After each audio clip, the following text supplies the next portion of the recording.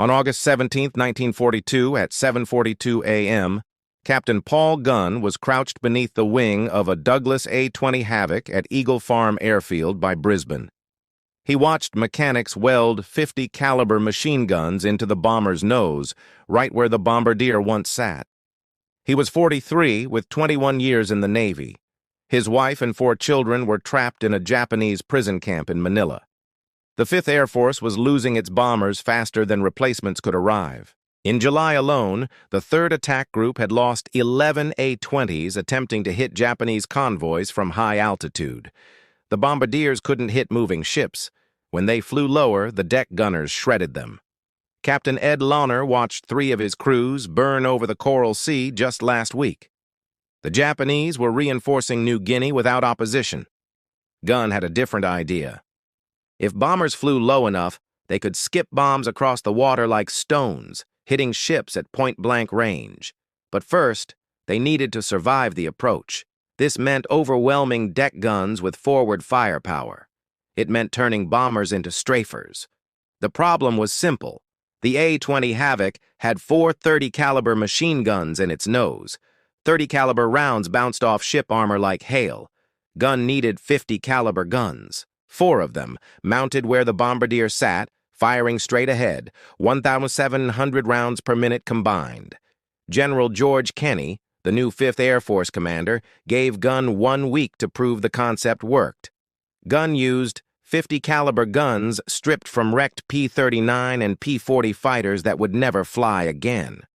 The pilots were dead. The guns were not.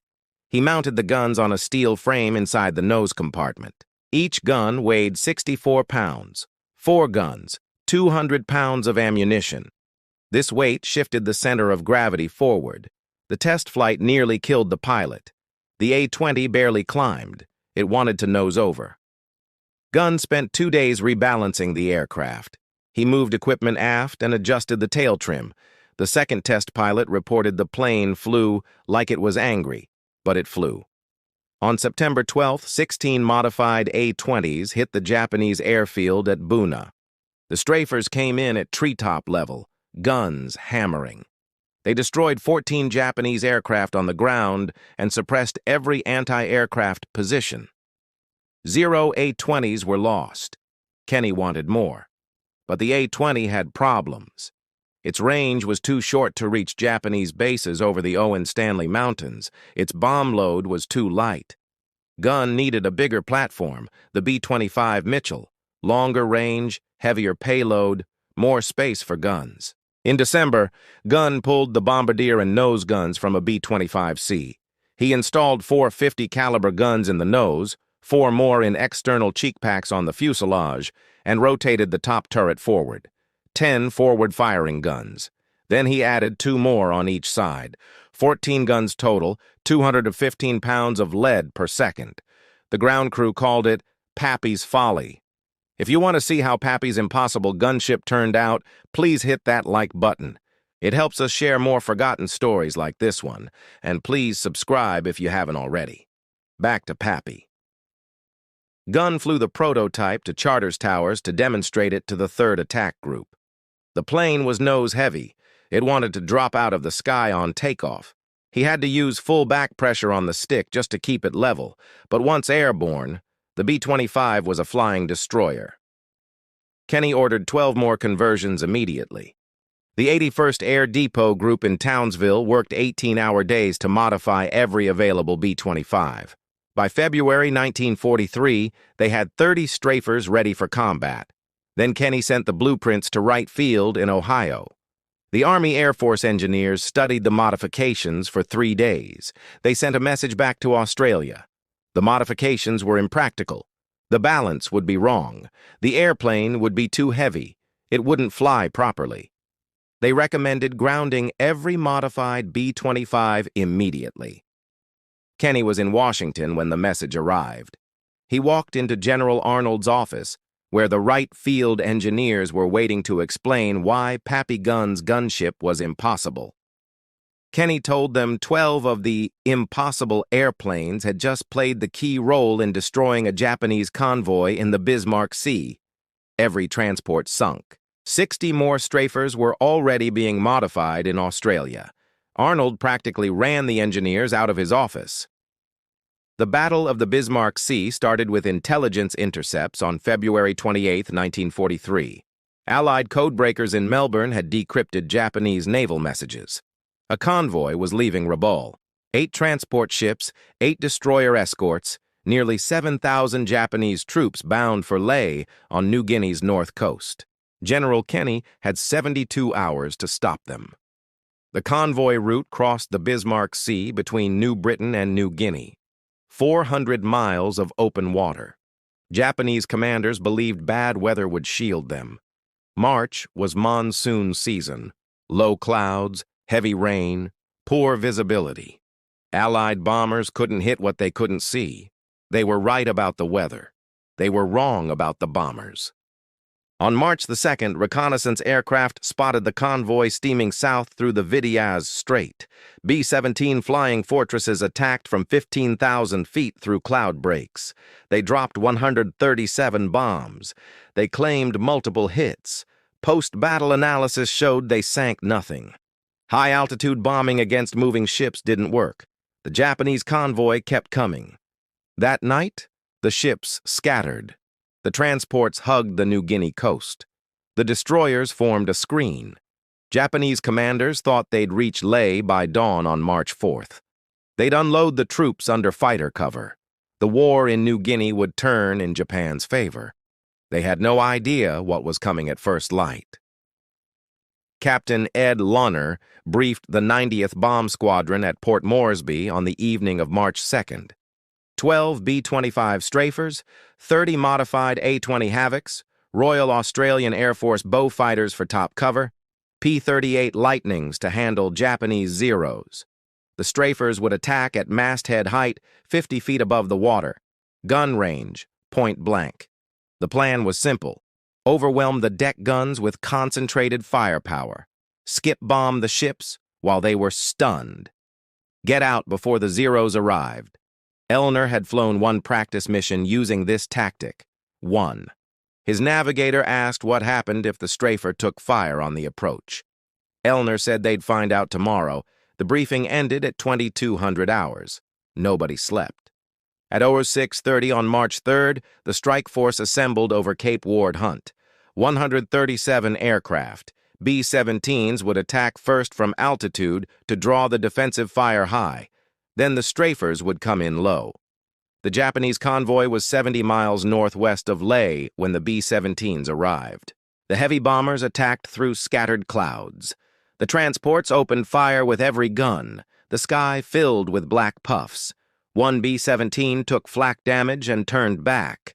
The rest pressed the attack. Then the strafers arrived. Milner led the B-25s in from the southeast at wavetop height. 14 forward-firing guns per aircraft, 168 guns total across 12 strafers. They came in line abreast, a wall of firepower 300 yards wide. The Japanese crews on the transport Kyokusei Maru saw them at 2 miles. The ship's captain ordered hard to starboard. Too late. The B-25s opened fire at 800 yards. The 50 caliber rounds walked across the water like a chainsaw. They hit the ship's superstructure, shredded the bridge, and killed the anti-aircraft crews before they could traverse their guns. 3 B-25s dropped bombs at 100 yards. The first bomb skipped off the water, hit the hull below the waterline, and detonated inside the engine room. The second bomb hit amidships. The third bomb missed. Kyokusei Maru was dead in the water 30 seconds after the strafers arrived, burning, listing to port. The ship would sink in 40 minutes. And that was just the first transport. The transport Teiyo Maru tried to run. The captain pushed the engines to full speed, 15 knots maximum. The B-25 strafers were doing 240 knots. The math was simple. 4 strafers bracketed Teiyo Maru from both sides. The .50 caliber streams converged on the deck. The anti-aircraft crews died at their guns. The bridge windows shattered. The ship's executive officer took 3 rounds through the chest. The captain lasted another 10 seconds before a burst cut him down. The strafers dropped 8 bombs total. 5 hit. The ship broke in half. Japanese soldiers were below decks when the hull split. Most never made it topside. The transport sank in 6 minutes.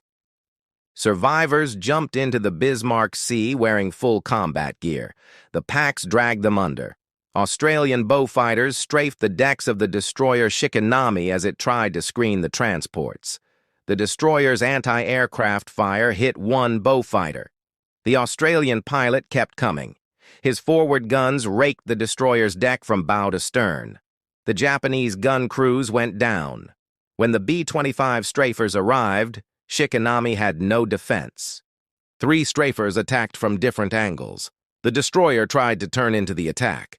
Too slow. Bombs hit port side, starboard side, and amidships.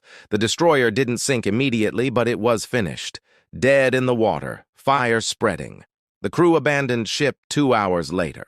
By 0900 hours on March 3rd, the Japanese convoy was scattered across 40 square miles of ocean.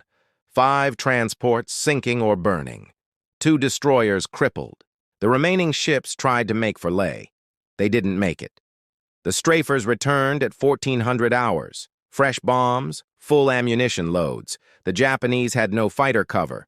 The Zeros had landed at Leh to refuel. They were on the ground when the second wave arrived. The transport Ayo Maru took 12 bomb hits in the second attack. The ship's magazine detonated. The explosion was visible from Port Moresby, 130 miles away. When the smoke cleared, there was nothing left.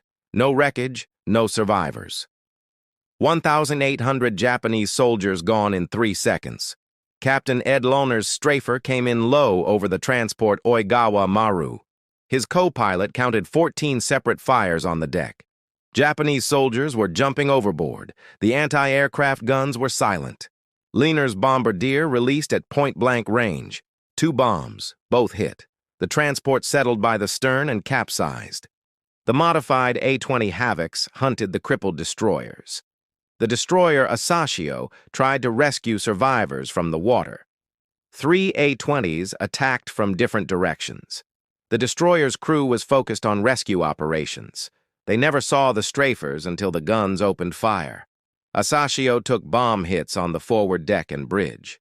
The destroyer burned through the night and sank at dawn on March 4th. By the evening of March 3rd, the entire Japanese convoy was destroyed. 8 transports sunk. 4 destroyers sunk. Of the nearly 7,000 Japanese troops that left Rabaul, fewer than 1,200 reached Leh. 2,700 were rescued and returned to Rabaul. The rest died in the Bismarck Sea. Allied losses: 4 aircraft, 1 B-17, 3 P-38s, 13 aircrew killed.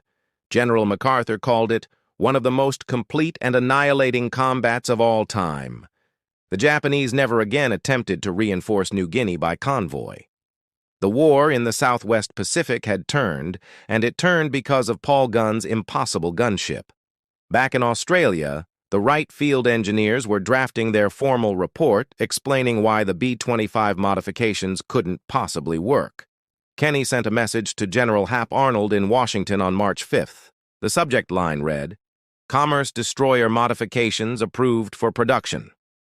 The body of the message contained 1 paragraph. 12 B-25 strafers had just destroyed an entire Japanese convoy.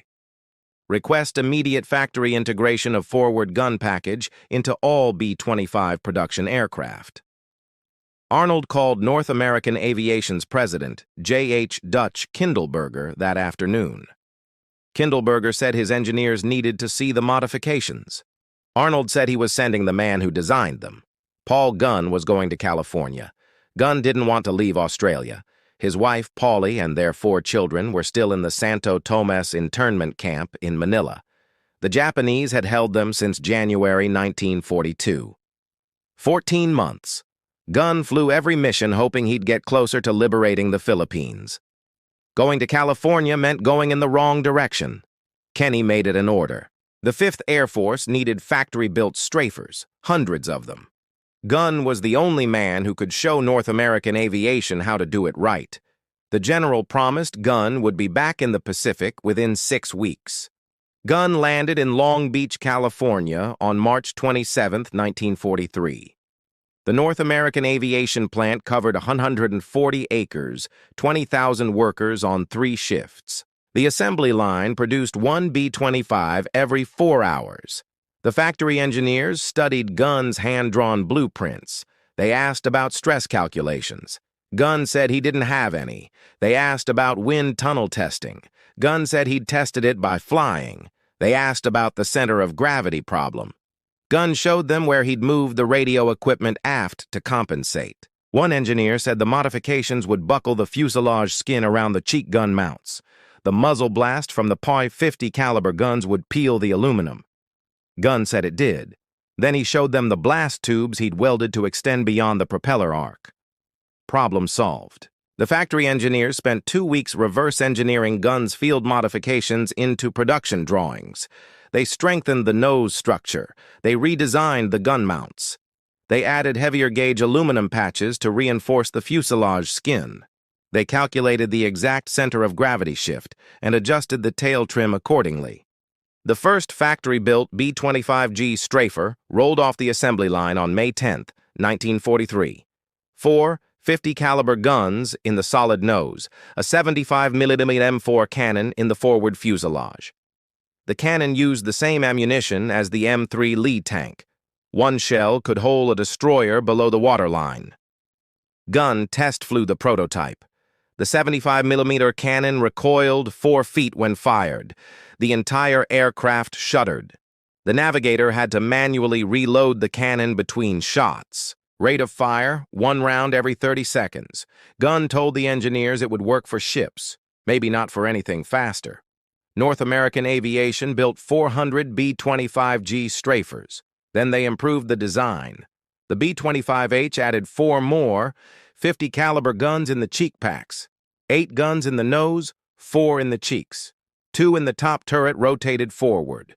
14 forward-firing guns total. The H model kept the 75mm cannon, but added a better recoil system.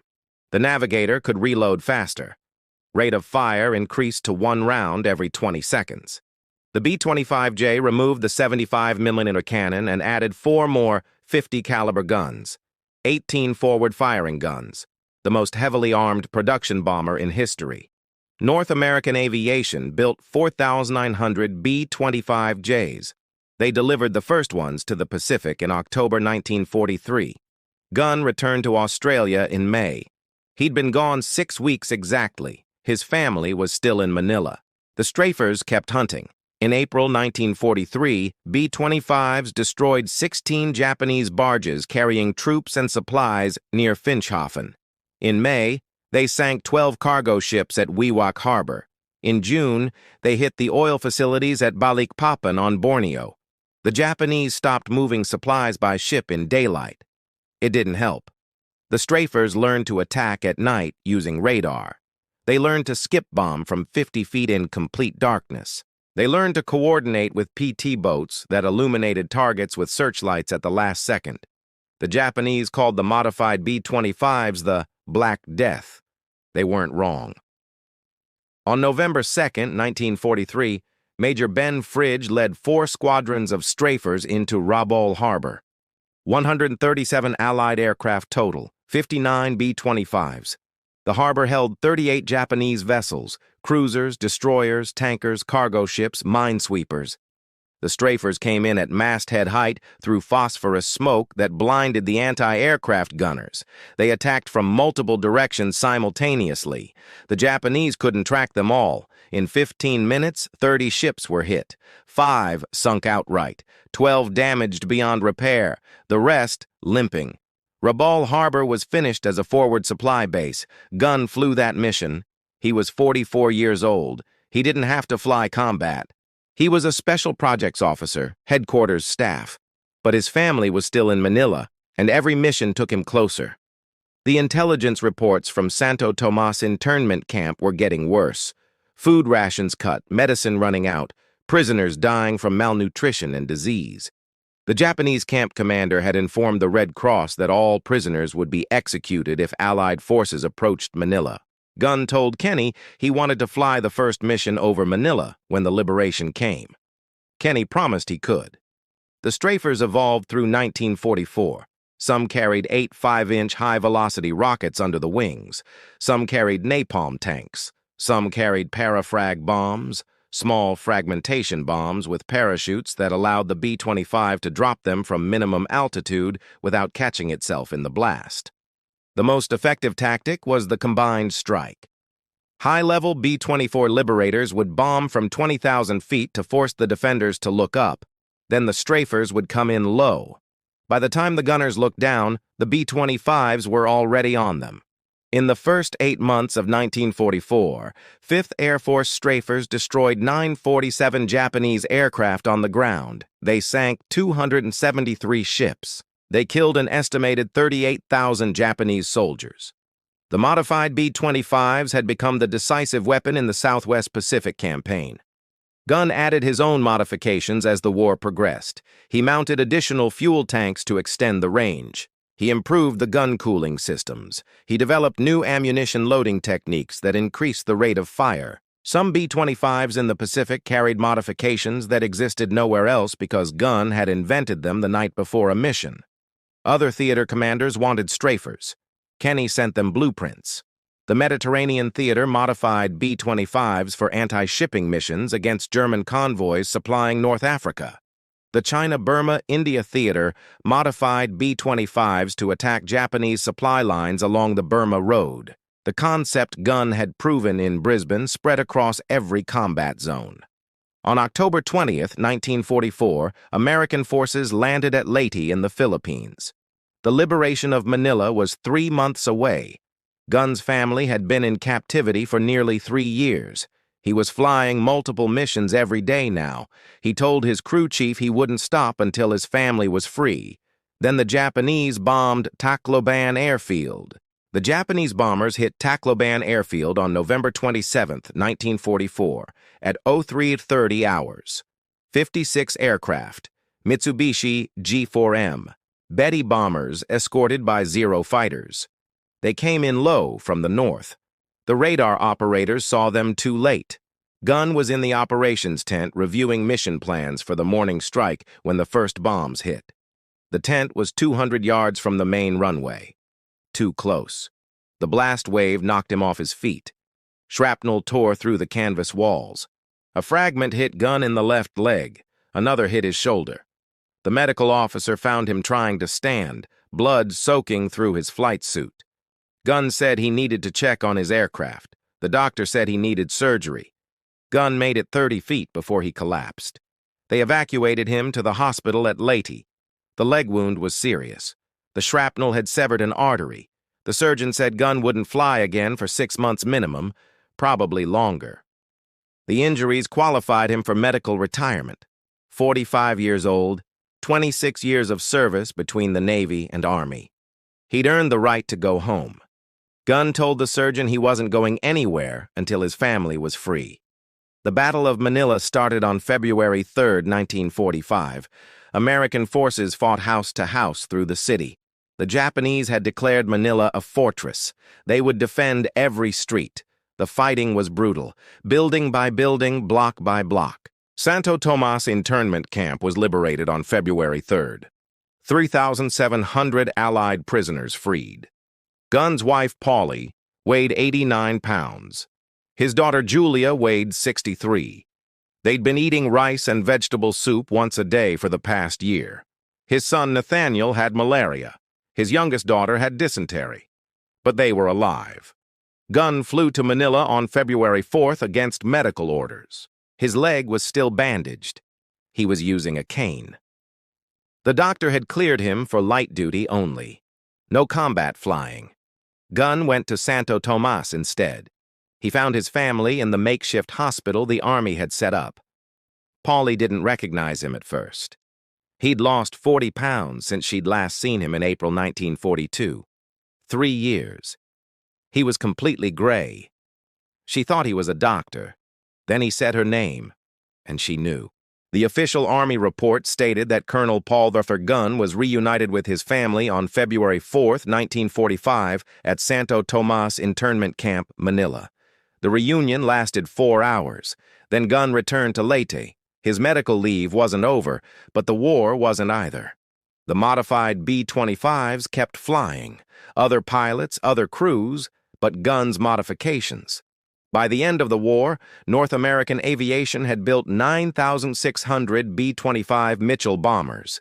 Nearly 5,000 were strafer variants with forward gun packages based on Gunn's original design. Those strafers sank over 800 Japanese ships in the Pacific. They destroyed over 2,000 Japanese aircraft on the ground. They killed an estimated 85,000 Japanese soldiers. The Commerce Destroyer concept that engineers had called impossible had become the most effective anti-shipping weapon in the theater. Gunn never flew combat again. The leg wound ended his operational career. The Army retired him as a full colonel on June 30th, 1948. Medical disability. He was 48 years old. He went back to the Philippines and rebuilt Philippine Airlines, the company he'd started before the war. Philippine Airlines resumed operations in 1946. Gunn started with 3 war-surplus C-47 transport aircraft.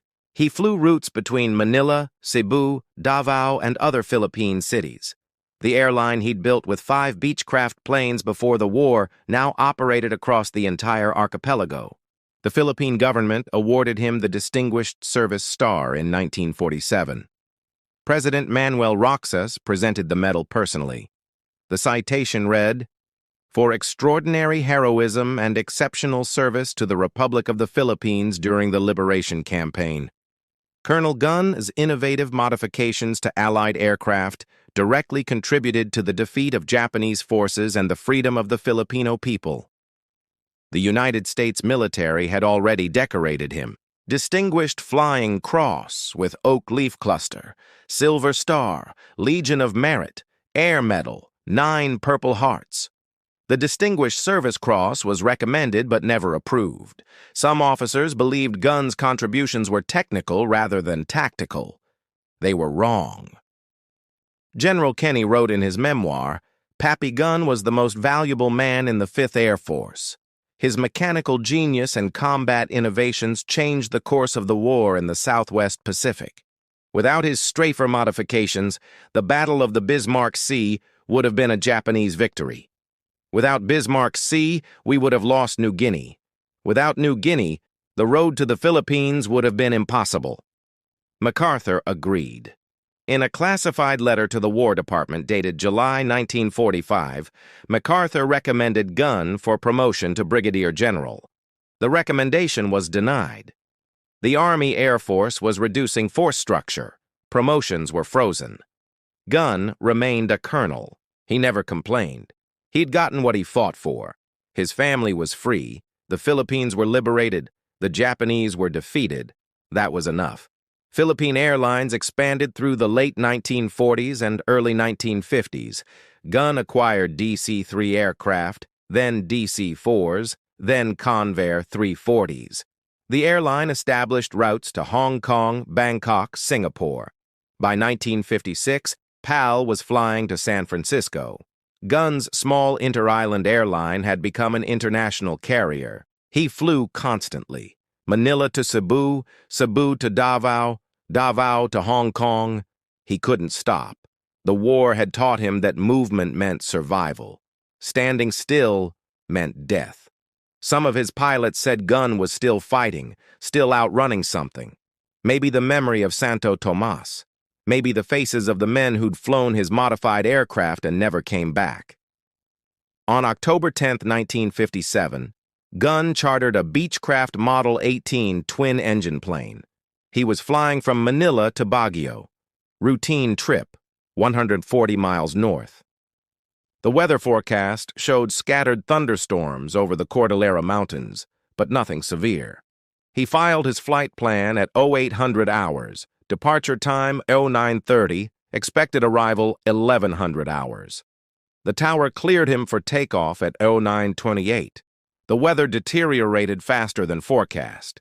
By 10:30, the Cordillera Mountains were socked in. Heavy rain, low visibility, turbulence. The Beechcraft's radio went silent at 10:47. Search and rescue teams found the wreckage 3 days later on a mountainside near Baguio. The aircraft had flown into a storm cell. The pilots had tried to climb above it. The winds drove them into the ridge. Impact killed everyone instantly. Paul Irvin Gunn died on October 10, 1957. He was 57 years old, 58 in 1 week. The Philippine government gave him a state funeral. 6,000 people attended. American veterans, Philippine Airlines employees, former prisoners from Santo Tomas. General Kenny sent a wreath from the United States. The Manila Times published Gunn's obituary on October 12th. The headline read, "War Hero Dies in Plane Crash." The article mentioned his distinguished flying cross, his role in the Battle of the Bismarck Sea, his liberation missions over the Philippines, but it couldn't capture what he'd actually done. The numbers told part of the story. 5,000 B-25 strafers built with his modifications, 800 Japanese ships sunk, 2,000 aircraft destroyed on the ground, 85,000 enemy soldiers killed. Those were the official statistics, but the real impact was different. The strafer concept changed how air forces thought about bombers. Before Gunn, bombers dropped ordnance from altitude. After Gunn, bombers became multi-role weapons, strafing, skip bombing, close air support. The AC-130 gunship used in Vietnam was a direct descendant of Gunn's B-25 modifications. So was the A-10 Warthog. So was every modern attack aircraft with forward-firing guns.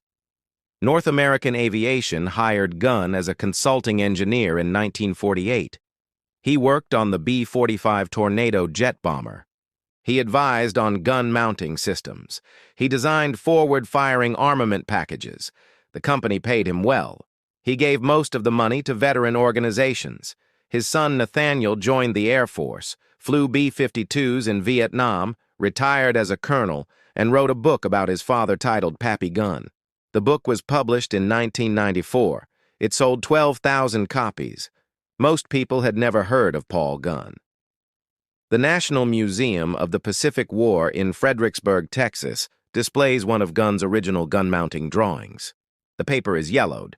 The measurements are handwritten in pencil. The sketch shows 4 50-caliber guns mounted inside an A-20 nose compartment. No stress calculations, no computer modeling, just the drawing that helped kill thousands of Japanese soldiers in the Bismarck Sea. The Air Force Association inducted Gunn into the Air Force Enlisted Heritage Hall in 2008.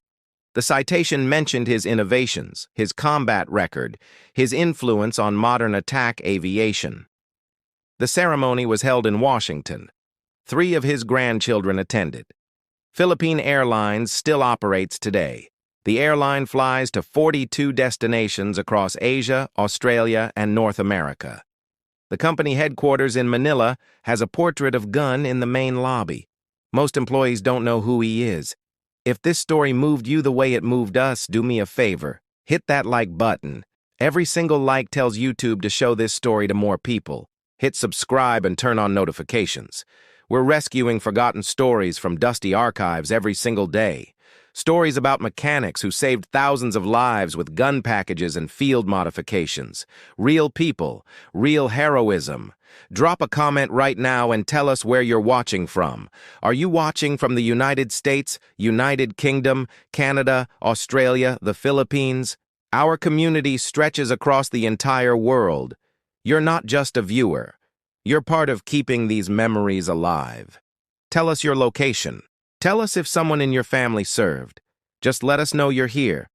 Thank you for watching, and thank you for making sure Pappy Gunn doesn't disappear into silence. These men deserve to be remembered, and you're helping make that happen.